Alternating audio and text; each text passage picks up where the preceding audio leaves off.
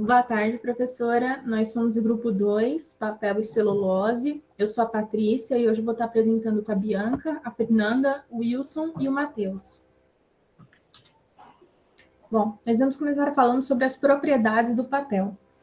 O papel é uma substância extremamente versátil e complexa. Então, ele é um substrato que permite incorporação de materiais, revestimentos, deposições, laminações, impregnações, gerando os mais diversos tipos de produtos. Então, para apresentar as propriedades principais do papel, é preciso ressaltar que as propriedades dele dependem muito do uso previsto.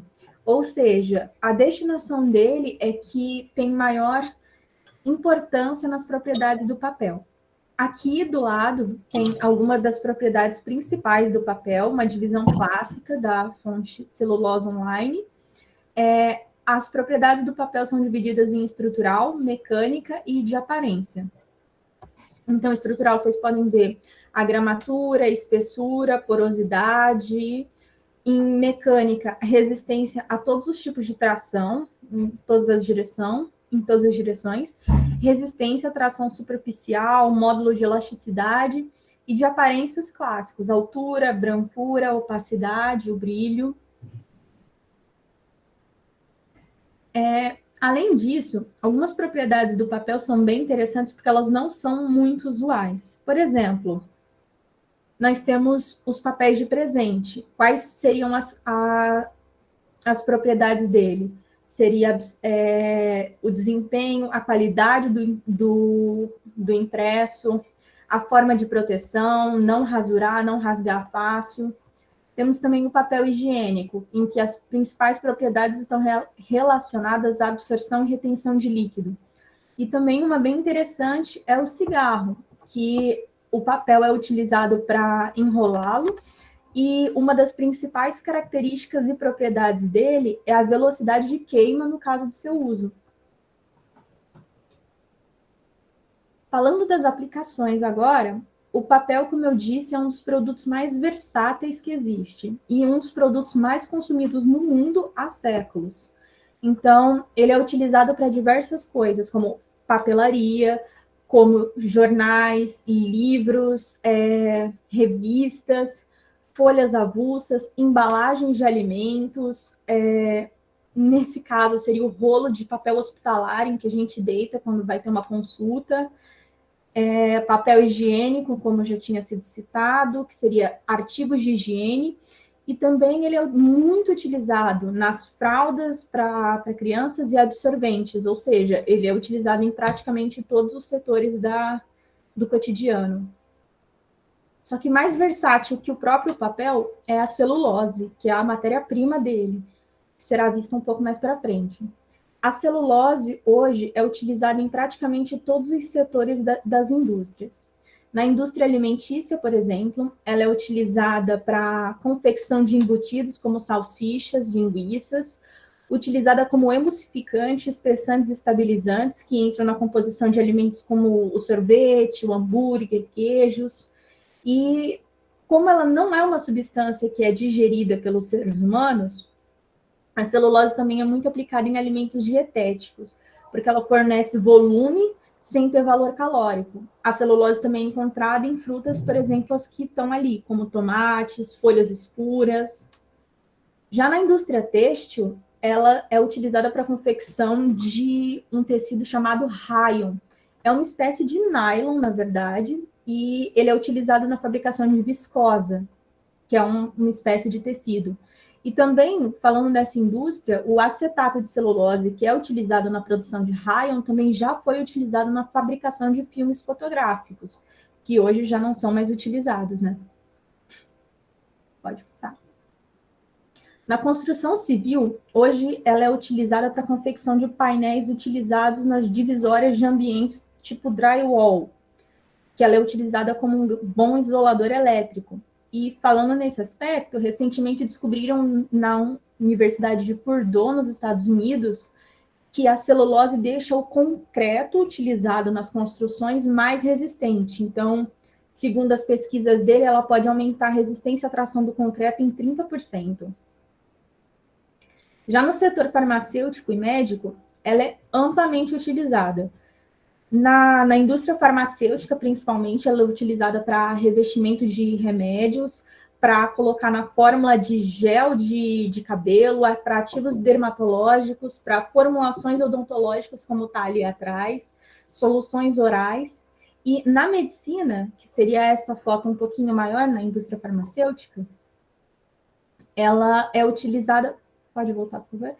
Ela é utilizada na criação de um produto, de uma espécie de revestimento, que é uma espécie de curativo, que está sendo pesquisado atualmente, que ele aumenta o poder regenerativo da pele e em formato de pele artificial, e ele aumenta o poder de cicatrização de feridas e queimaduras. Também é importante falar que o potencial da celulose ainda está sendo muito estudado em outros setores, como, por exemplo, o petroquímico, onde ele pode ser utilizado como para a produção de bioprodutos. Ele também tem propriedades muito parecidas com o grafeno, o Kevlar, então ele pode ser muito útil para a indústria aeronáutica e automotiva, e também estão estudando muito para o seu uso para dispositivos eletrônicos, porque ele, apesar do alto grau de transparência, ele é muito resistente. Bom, vou começar falando agora um pouquinho sobre a situação do processo no Brasil. Pode passar, Fer, por favor. Para começar pela matéria-prima. Então, a matéria-prima da celulose são basicamente árvores. Então, além disso tudo, a gente consegue perceber que são árvores com características fibrosas, como diz aí na imagem. A celulose está presente dentro da hemicelulose, a hemicelulose está em volta dela, também composto por uma parede de lignina, dentro da parede de lignina, e dentro ainda da parede celular. Pode passar, por favor. Mas não são todas as árvores que são possíveis de serem extraídas celulose, então a maior parte das árvores que a gente consegue fazer essa extração é eucalipto e a pinus. Existem várias plantações de eucalipto aqui que a gente percebe durante as estradas aqui no estado de São Paulo, mas enfim, também tem bastante plantação de pinos aqui no Brasil. Pode passar. As principais empresas, então, que produzem o papel e a celulose é a Suzano, a Bracell, a Eldorado, a Klabin, a Semira, a Westrock 3 Barras, International Paper e Trombini Freiburg. E o produto final, falando um pouquinho mais sobre o produto final, pode passar, Fer, por favor. A gente consegue perceber que, trouxe aqui a critério de curiosidade mesmo, o mapa das indústrias de papel e celulose no Brasil. Na imagem, talvez tenha ficado um pouco difícil de ler, justamente porque é uma imagem com bastante detalhe, mas mais especificamente para a produção de papel, a gente percebe que a região sudeste é a região que mais produz, enquanto para a celulose acaba sendo a região sul, mais especificamente o Paraná. Pode passar, Fer, por favor. E, além disso, além do Brasil ser um dos principais produtores mundiais, a gente percebe também que os Estados Unidos é o maior deles, seguido pelo Brasil logo depois. Tem a China no terceiro lugar, aí Canadá, Suécia, Finlândia, Japão, Rússia, Indonésia e Índia. Aqui são dois gráficos diferentes, o da esquerda referente à produção em 2019 e o da direita referente à produção histórica lá desde 1960. Então, aqui é interessante também ressaltar que o Brasil só começou a ocupar a segunda posição mais ou menos em 2015, 2014, 2015, que foi quando ele ultrapassou o Canadá. E nesse gráfico histórico da direita, a China ainda não tinha ultrapassado o Canadá também, mas a gente percebe que agora, em 2019, a China já conseguiu ultrapassar em relação à produção. Pode passar, por favor. Obrigada. E mais relacionada também à produção brasileira de celulose em relação ao tipo de celulose, a gente percebe que a maior parte da produção é a celulose de fibra curta, seguida pela celulose de fibra longa e, por último, pastas de alto rendimento. E uma coisa interessante a ressaltar também é que em 2018, em relação a 2019, a produção de fibra longa e das pastilhas se mantiveram a mesma, o que acabou diminuindo um pouquinho foi a produção de fibra curta. Pode passar. E o destino também da produção brasileira de celulose. Então, a gente percebe que cerca de 70% em 2018 foi para o mercado externo, e esse percentual já aumentou, apesar da produção ter caído um pouco em 2019, o percentual da produção que vai para o mercado externo aumentou, então ficando na casa dos 75%. E também, agora, mais relacionado aos principais produtores mundiais de papel, o Brasil acaba caindo lá para a 10ª posição, China ainda continua sendo top 3, Estados Unidos agora inverteu a posição e cai para a 2ª, mas, enfim, acaba sendo... os nomes dos países acabam sendo parecidos com os principais produtores mundiais de celulose, mas, enfim, pode passar, por favor. E, além disso, também, mais relacionada à produção de papel especificamente, foram 10,5 milhões de toneladas produzidas em 2019, e isso representou um crescimento de produção de papel em 1%. Então, por mais que a produção de celulose tenha caído um pouquinho, a produção de papel aumentou no Brasil em 2019. E também, no gráfico à direita, a gente consegue perceber a produção brasileira por tipo de papel. Então, papel de imprensa, imprimir e escrever, papéis sanitários, para fins sanitários, papelaria, outros, e etc. Pode ir. Então, em resumo, eu trouxe também esse gráfico para a gente perceber que na produção de papel, a produção de celulose, ela tem majoritariamente os países maiores produtores. Agora, na produção de papel, 54% são outros países. Então, não existe esse monopólio de produção na produção de papel, tanto quanto na produção de celulose, justamente porque a produção de papel acaba não dependendo de fatores climáticos, como a produção da celulose propriamente dita. Então, enfim, a gente consegue perceber esse monopólio da produção de celulose nesse gráfico. Pode passar, por favor. E agora, mais relacionada à exportação, a gente tem um gráfico à esquerda também, referente a 2018, 2019 e 2017, se eu não me engano, no qual o Brasil, em todos esses anos, foi o maior exportador, e seguido pelo Canadá, pelos Estados Unidos e pelo Chile. E no lado direito também conseguimos perceber a evolução histórica em relação lá desde 1960 até 2016, que foi quando essa pesquisa foi publicada. E, enfim, o Brasil sempre foi está sendo o maior exportador nos últimos anos, mas também a gente consegue perceber o crescimento muito acima dos outros países em relação à exportação nesse gráfico da direita. Pode passar, por favor. Além disso, a gente também tem o gráfico de importação, então a gente percebe que o Brasil é o maior exportador, mas que em relação à importação, ele não segue esse mesmo padrão. Então, justamente por a gente conseguir produzir bastante, consumir bastante, a gente não tem essa necessidade de exportar tanto quanto a China, por exemplo. A China, apesar de serem grandes produtores, ainda precisa importar muita celulose. Pode passar, por favor. E já relacionado ao consumo aparente, então, trouxe esse gráfico mais relacionado ao consumo aparente per capita de celulose nos países do BRICS. A gente percebe que o Brasil também acaba tendo uma linha crescente de consumo aparente, mas ainda assim, o país que se destaca novamente é a China, justamente por conta desse crescimento mais acentuado. Outro dado interessante de se observar é o início dos dados da Rússia. Então, a gente consegue perceber que os dados da Rússia não estão disponíveis antes de 1990 e pouquinho, justamente por conta do fim da União Soviética. Então, a União Soviética, se não me engano, acabou terminando em 1991. E com isso, a partir de então, só que a Rússia começa a prover esses dados para a gente. Então, o consumo aparente começa lá em cima, mas a gente não consegue ter noção do histórico tão para trás em relação a isso.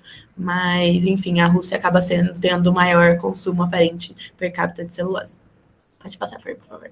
E já relacionado ao preço também. Então, atualmente, recentemente, o preço da celulose sofreu um pequeno aumento. Então, ele aumentou $30 por tonelada.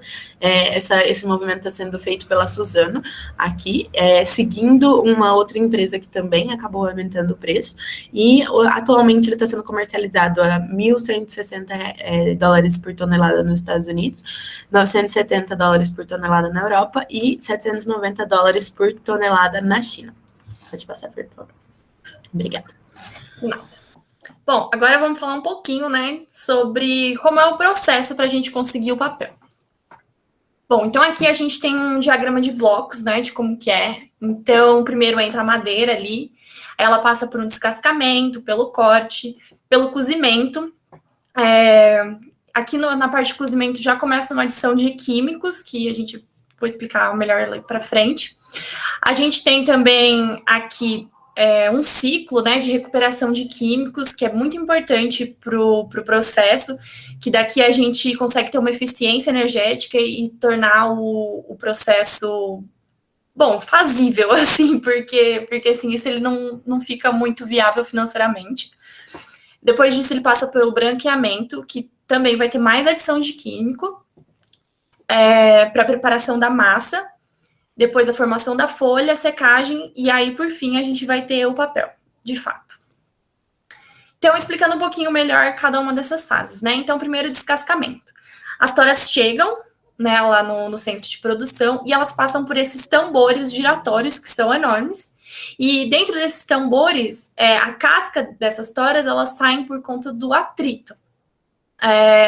Depois de descascadas, as toras elas são umedecidas, né? Então elas passam por um banho, tanto para tirar corpos estranhos que possam ter nelas, tipo areia ou terra ou algo assim, e também para evitar incêndios na fase de cortes e para facilitar, porque a madeira molhada ela é mais fácil de cortar.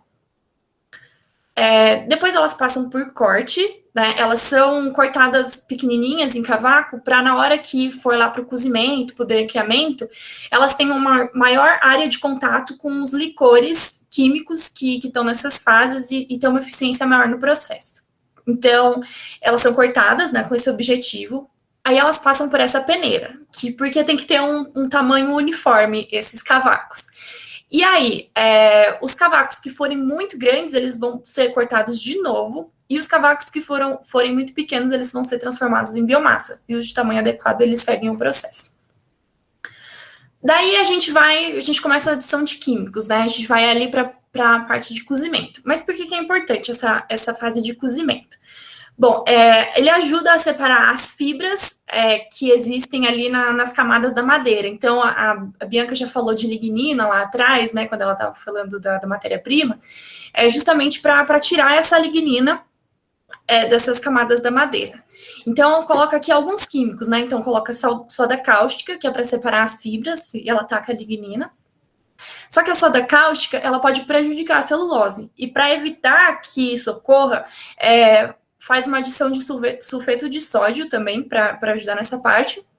E, além disso, também tem a antraconina, que ela é uma catalisadora dessas reações, e ela também reage com alguns compostos de enxofre que resultam desse processo para evitar esses poluentes, né, que eles fiquem na atmosfera. Então, primeiro, a madeira ela é submetida a um vapor de alta pressão, e depois ela é direcionada para esse digestor aqui, que é onde ela vai entrar em contato com esses químicos e realmente passar pelo cozimento. Daí, depois do cozimento, ela vai para o branqueamento, que também é uma etapa química. Mas antes do branqueamento em si, né, que o branqueamento dá para a gente quebrar em dois, pré-branqueamento e branqueamento.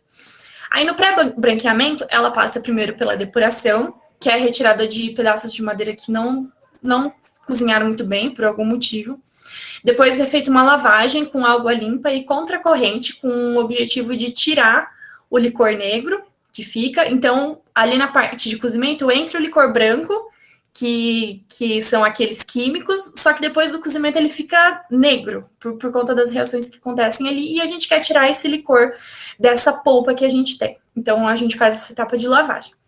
Depois a gente vai para a oxidação, e depois da oxidação a gente tem uma polpa celulósica ali de coloração parda. aí sim que a gente vai para o branqueamento, né?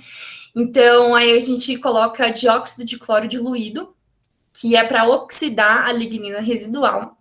Também usa peróxidos de hidrogênio, que eles atuam diretamente sobre os cromóforos, que são as substâncias coloridas, modificando ou eliminando esses cromóforos. E a gente também usa ozônio, oxigênio e hidróxido de sódio para solubilizar e hidrolisar a lignina. Vocês estão vendo que essa lignina dá pesada, né? O tanto de químico tem que usar para tirar ela aí da madeira. Enfim, depois de passar pelo branqueamento, a gente vai ter uma polpa celulósica muito líquida ali. Vocês estão vendo que ela vai ficar com só 0,5% de sólidos. E a partir dessa polpa é que a gente passa para o que a gente chama de fabricação do papel em si. E essa fabricação do papel em si é composta por 3 etapas, que é a preparação da massa, formação da folha e secagem. Então, a preparação da massa. Essa polpa celulósica super molhadinha que a gente tem recebe alguns aditivos que vão influenciar nas características do papel. Igual a Patrícia falou lá no começo, isso vai depender muito do que a gente quer para o papel no final. Ele tem vários usos, então os aditivos que ele vai receber aí vai depender de qual uso que a gente quer para esse papel. Mas pode ser corante, carga mineral, alvejante, agente de colagem interna, entre outros aditivos, tá? Ela também passa por um tratamento mecânico de fibrilação, a fim de aumentar o contato entre as fibras do papel. Então, ela cria meio que umas ramificações, assim, na fibra, e isso ajuda ela a colar, assim, depois, ela ficar mais juntinho, né? Porque é uma polpa celulósica, depois a gente vai diminuir o líquido e essas fibras vão ter que ficar juntinhas para a gente realmente ter o papel. E aqui a gente pode ver a diferença, né, da fibra não refinada para a fibra refinada. Olha só como ela tem mais ramificações aqui. Depois que a gente coloca esses aditivos que a gente quer, que ela passa por esse processo, agora ela vai passar por um processo mecânico para realmente fazer essa formação de folha. Então, a gente já passou pelas partes químicas, agora a gente vai para umas coisas mais mecânicas, né? Então, ela pode passar por uma drenagem, por uma tela formadora, que é só uma tela mesmo, como se fosse uma peneira muito fininha, e aí você coloca uma prensa em cima para você tirar esse excesso de líquido, é um exemplo. E aí, depois que ela passar por esses processos mecânicos, é para ela ter um teor de sólido entre 40% e 48%. Então, tira muito da água dela, né? Ela tinha só 0,5% de sólidos, agora ela tem 40%, 48% de sólidos, tá? Depois disso, ela vai passar pela secagem. Normalmente ocorre pela circulação do papel, como vocês podem ver aqui, por esses cilindros aquecidos. E dentro desses cilindros passa um vapor de água saturado, então um vapor de água bem quente, assim, que fornece calor para a superfície do cilindro e aí seca essa folha de papel que passa por eles. Tem outras formas também de fazer essa secagem do papel, mas a mais tradicional e a mais usada é essa, tá? E aí, quais as operações unitárias envolvidas nisso, né? Quais os equacionamentos envolvidos nisso? Bom, aqui a gente tem 2 curvas, né? Então, essa aqui de cima é uma curva de tempo, pelo teor de umidade da massa, e a outra é o teor de umidade da massa pela taxa de secagem. E aí vocês veem que em ambas as curvas a gente tem pontos A, B, C e D, né? E o que acontece em cada um desses pontos? Bom, primeiro, ali entre A e B é o contato inicial da folha de papel com aquela superfície quente, né? Então, a temperatura do sólido, ela sofre alguns ajustes até que elas sejam atingidas condições de regime permanente. Ali, depois, a parte B e C. Toda a superfície exposta do sólido, ela está saturada de água, porque tem 40%, 48% de sólidos, o restante água.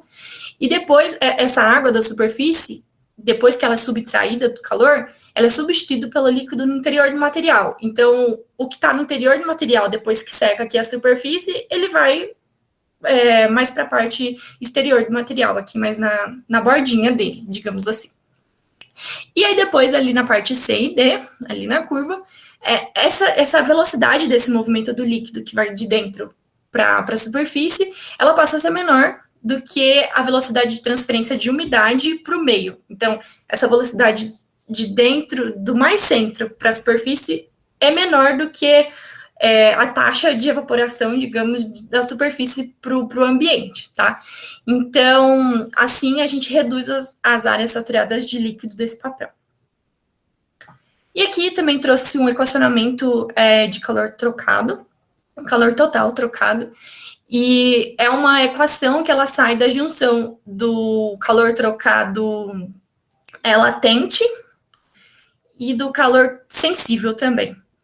Tá, então, por isso que a gente tem aqui coeficiente transferente de calor sensível, e aqui também coeficiente de calor latente, também depende da temperatura ambiente, da área superficial que está exposta, da densidade do fluido, da umidade absoluta da superfície do material, da umidade absoluta do ambiente também, tá?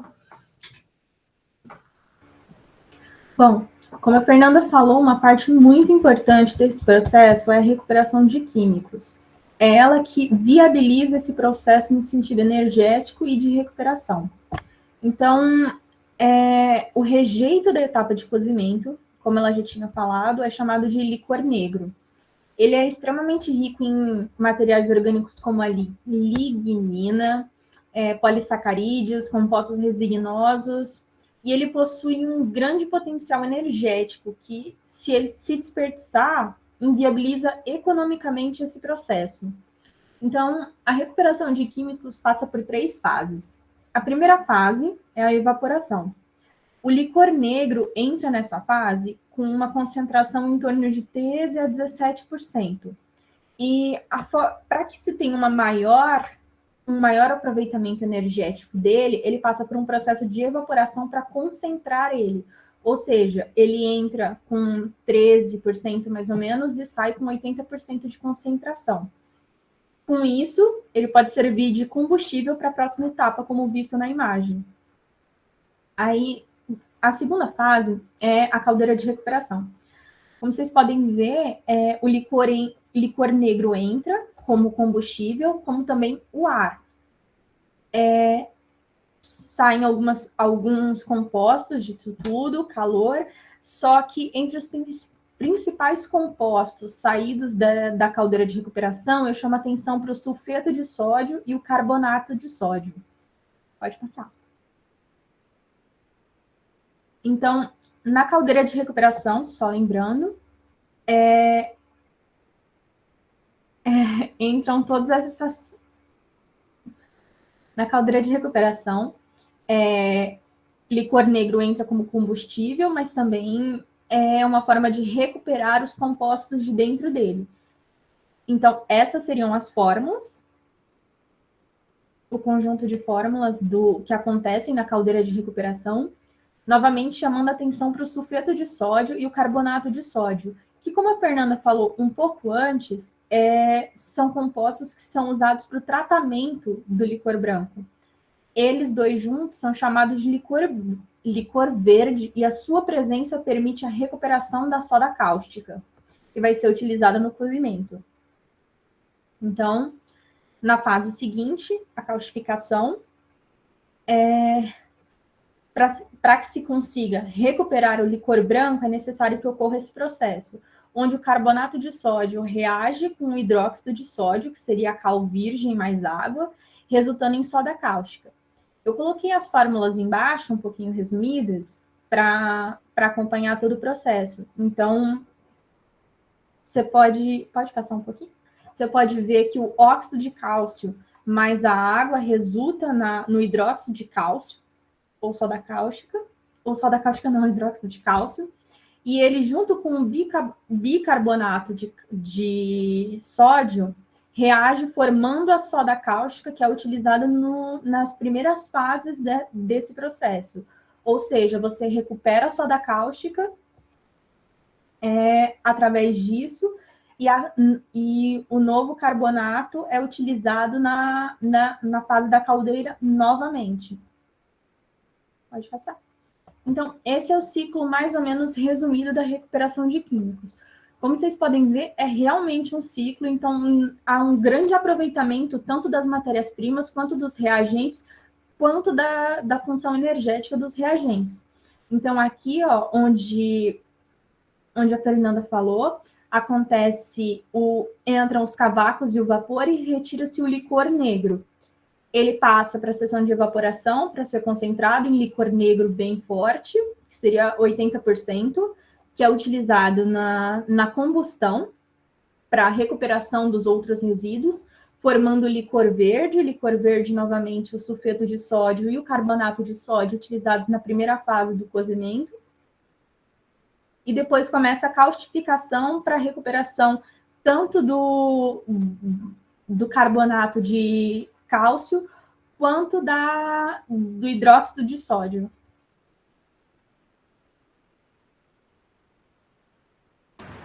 Bom, agora eu vou entrar na parte de discussão sobre o processo produtivo do papel e da celulose. Pode passar, Fê. Primeiro eu vou falar sobre as tecnologias que tornam o processo mais sustentável. Em primeiro momento, uma das grandes inovações que tornou o processo mais sustentável foi o manejo florestal sustentável, que, por definição, é um conjunto de técnicas usadas para captar recursos naturais sem danificar o meio ambiente de forma permanente, garantindo a sua continuação e a renovação desses recursos, permitindo um uso, uma captação constante desses recursos. Uma outra tecnologia que devemos destacar são as práticas de autossuficiência de energia, que visa utilizar energias renováveis como energias obtidas a partir da biomassa, dos ventos, que seria a energia eólica e a energia solar, dentro do processo produtivo para reduzir a emissão de gás carbônico, que ocorre pelo uso dos combustíveis fósseis. Um grande exemplo disso é o processo de tratamento de recuperação do licor negro, em que ocorre a combustão dele, e há um processo de cogeração, que ajuda a suprir uma parte da energia que o processo como um todo necessita. E para fechar essa parte, temos a bioeconomia, que é uma ciência que está ganhando bastante força nesses últimos anos, e ela busca, a partir de técnicas e conhecimentos e pesquisas e desenvolvimento de novos produtos e processos, um consumo consciente e em equilíbrio do meio ambiente, dos recursos naturais e do crescimento econômico.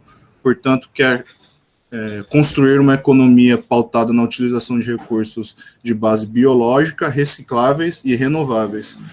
Ou seja, que é um processo mais sustentável, ao desenvolver e oferecer soluções, produtos e serviços de menor impacto para a natureza, criando uma relação mais harmônica entre o progresso econômico e o meio ambiente. Pode passar. Bom, agora eu vou falar sobre um pouco dos impactos ambientais causados. Como eu já disse, o manejo florestal foi um grande passo no processo de tornar a produção do papel e da celulose mais sustentável, de maneira que, antes da introdução dessa técnica, toda a madeira extraída para a produção era resultado do desmatamento das florestas naturais, de tal forma que, atualmente, quase toda a quantidade de celulose de papel produzida é a partir da madeira reflorestada, diminuindo imensamente o impacto ambiental das florestas nativas. Porém, o chamado manejo florestal sustentável, temos que questionar esse sustentável atrelado ao nome da técnica. Algo que é uma grande discussão e vários embates entre os ambientalistas e a indústria do papel e celulose, é de que esse manejo florestal geralmente é realizado a partir da monocultura de espécies exóticas, que, como a Bianca citou mais cedo, principalmente dos eucaliptos e dos pinhos, sendo que 98% de todo o volume de celulose produzido no Brasil são utilizados essas duas espécies de árvores como fonte primária. E essa monocultura de espécies exóticas acaba causando graves problemas ambientais na região, como a desertificação do clima e do solo, diminuição da biodiversidade vegetal e animal e o esgotamento da água, como os principais problemas. Aí também temos volta um pouco. Isso. Também temos o alto consumo, que o processo craft, que é o descrito por nosso grupo e é o principal utilizado pela indústria, há um alto consumo de água, como você pode ver que tem uma estimativa que consome cerca de 60 metros cúbicos por tonelada de celulose seca ao ar, e toda essa água que entra no processo, ela não consegue ser reaproveitada, pois quando ela sai sai na condição de uma mistura, um aglomerado de substâncias tóxicas e líquidas com alta carga de agentes químicos, pois grande parte da água é utilizada no cozimento, e como a Fernanda já falou, que há um grande aditivo de químicos nesse processo para separar a celulose. E agora, sobre os tratamentos dos resíduos, temos o ciclo de recuperação craft, que seria o processo que a Fernanda e a Patrícia também deu bastante foco.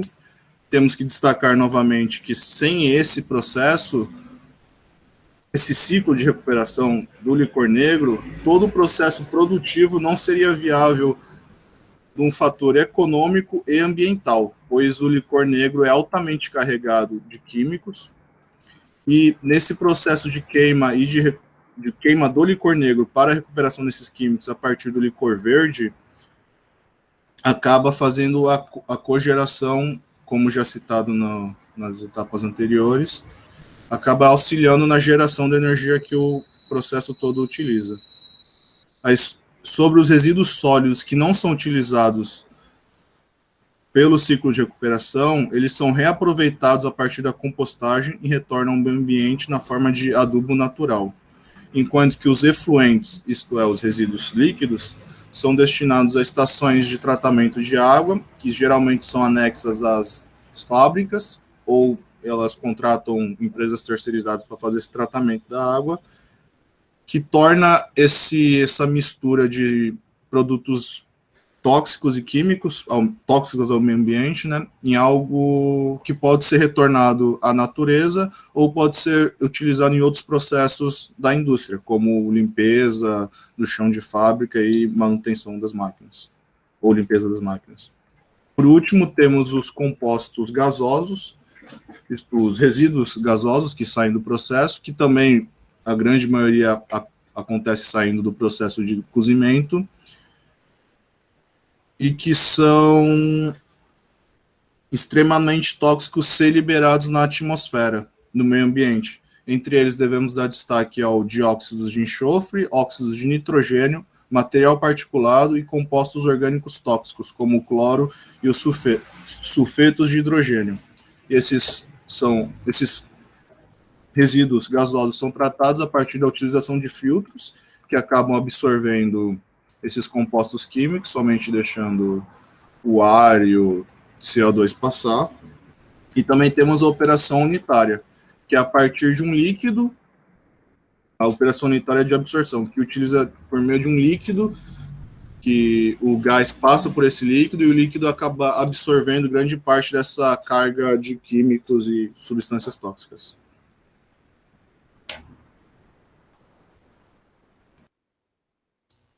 Bom, agora eu vou falar um pouco sobre o impacto social dessa indústria. Bom, o setor ele gera mais de 2 milhões de empregos e contribui com mais de 20 bilhões de dólares para o Produto Interno Bruto do país, que é o PIB. Além disso, ele contribui com mais de 3 bilhões de dólares em impostos, sendo que ele é arrecadado por mais de 60 mil empresas. É importante destacar que uma das matérias-primas principais, que é o eucalipto, que é usado na produção de papel, ele representa uma fonte de energia de 87% mais barata que a dos combustíveis fósseis. Porém, ele compromete a capacidade futura da produção de alimentos. E ele também reduz o número de postos de trabalho na região onde é feito o plantio. E também ele impacta negativamente a economia local, porque ele não gera renda para a população em si, do local onde é feito o plantio. Além disso, os programas socioambientais, eles totalizam 828 milhões de reais de investimento, sendo que essas iniciativas elas beneficiam cerca de quase 7 milhões de pessoas em aproximadamente 1.000 municípios. Pode passar.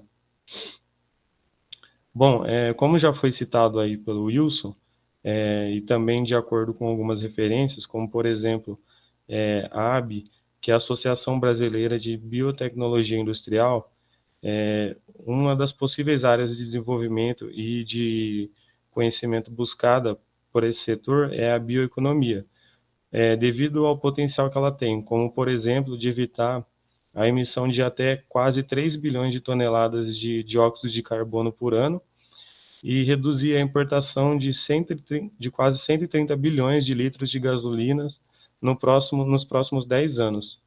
E além de substituir o uso de petroquímicos em 25% apenas na próxima década. Então, ela é muito buscada por causa desses fatores. E entre as empresas que estão associadas à IBA, metade delas já estão implementando esse desenvolvimento em busca de novos produtos na respectiva área de atuação, como, por exemplo, produtos que estocam carbono, produtos renováveis e muitos deles biodegradáveis. Pode passar. Bom, acredito que essa foi a nossa apresentação e essas são as nossas referências bibliográficas. Muito obrigada por terem assistido, gente. Qualquer dúvida pode chamar a gente, viu?